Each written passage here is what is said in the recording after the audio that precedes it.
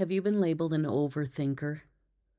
Somebody who thinks too much, takes little action, but they just keep thinking about it? Or you're always thinking about what's behind everything. What's behind what that person said? What they said isn't the only thing that's there. Spinning a story about what's going on. These can be looping thoughts, or it can just be fun for you to spin stories, but it becomes a problem when you really can't make a decision. You're so worried that you're going to miss something, that you're going to not lift one stone up to see what's underneath of it before you go ahead and make that decision. But you're not actually an overthinker all the time. Sometimes you're a perceiver. At least I think that's like me sometimes. I'm just perceiving it. And if you see something really quickly, it might be just that perceiver in you, not the overthinker. But it can come across as overthinking. So, like, let me just explain how this happens. Like, clarity comes first. I'll get this clear idea, a spark. And then the mental noise enters. All the reasons why you should or shouldn't go down that avenue, or what might happen, and all the fears that you have, all the what I've learned before were called basically distractors, like doubt and reprocessing, or guilt or blame, shame, regret, all those things that you might end up feeling if you make the quote unquote wrong decision. But your clarity does come first. It pulls you out of the original knowing when you start overthinking. So if you really trace it back, there was a point when you actually knew the answer. You just played with it too much, kind of like making white bread.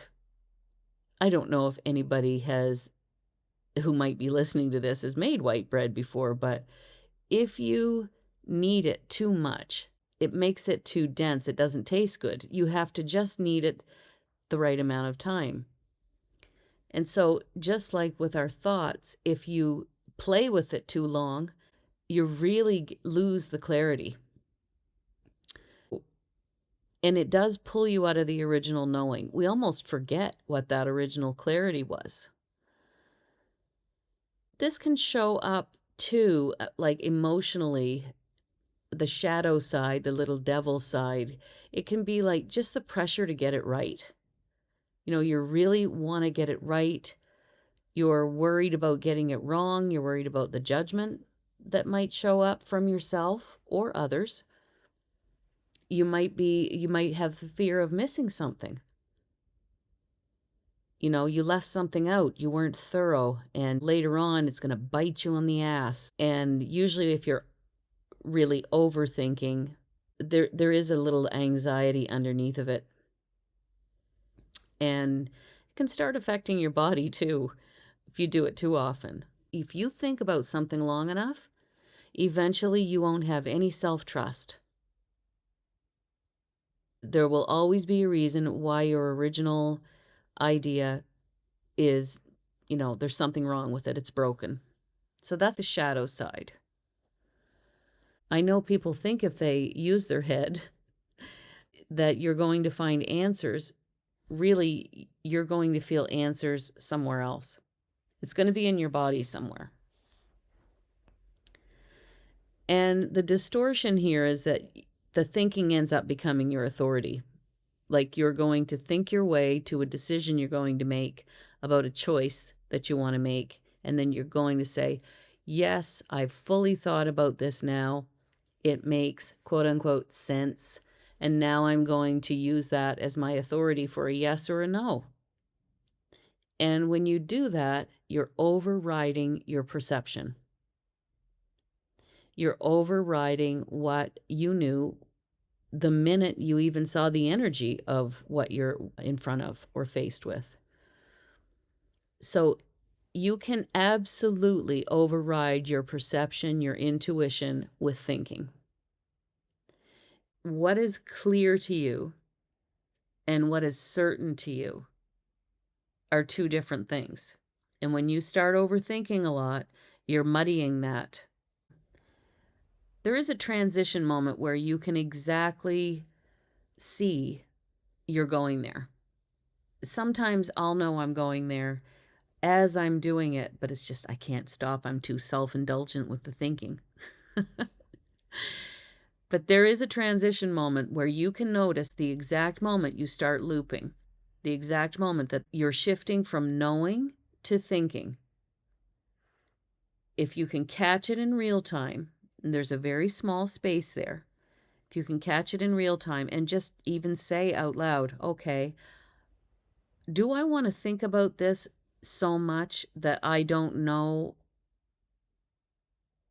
the clarity anymore?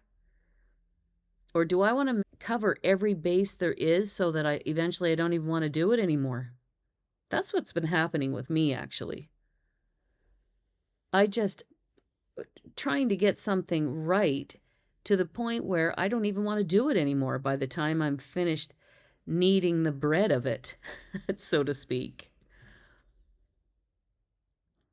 So there is an exalted expression of this, like the little angel side of this characteristic. And it's that you can leave it as perception, and you could trust that first. You really need to trust your perception. Thinking can be used after you already have the perception of what's going on, but not before.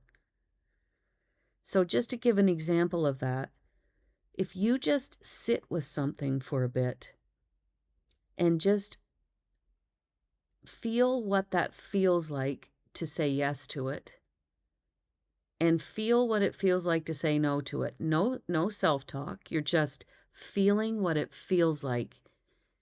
Does it make you feel light, or does it make you feel like stabbing yourself in the eye? So you can use thinking after, but you really need to get that perception first and trust that perception first. If you get a bad feeling about something and then you talk yourself into it, that is not trusting your perception first and then doing something because you should do it, or because it makes sense for you to do it, or somebody wants you to do it. You feel pressure to say yes. You feel pressure that it's the right thing to do, even though you get this perception off of the start. And I call that intuition. You get this intuition of what's going on, and you get this intuition of there's somewhere in your body where you'll feel it. And your mind is there as a tool. It's not your authority. And I've heard it said before, your mind is actually there for other people. It's there for your job. It's there for when someone says to you, "What do you think about this?" Your mind is there for others to give them the wisdom you might have. But it's not your authority. Emotionally, you don't feel pressure when you're really in a good place. So if you are thinking or you're perceiving, you shouldn't have any pressure. There needs to be like a calm clarity.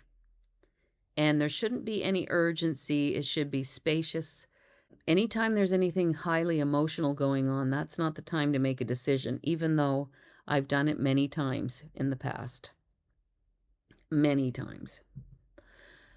And all of this to say, you don't need to stop thinking. You need to stop following it and return to the first thing you saw.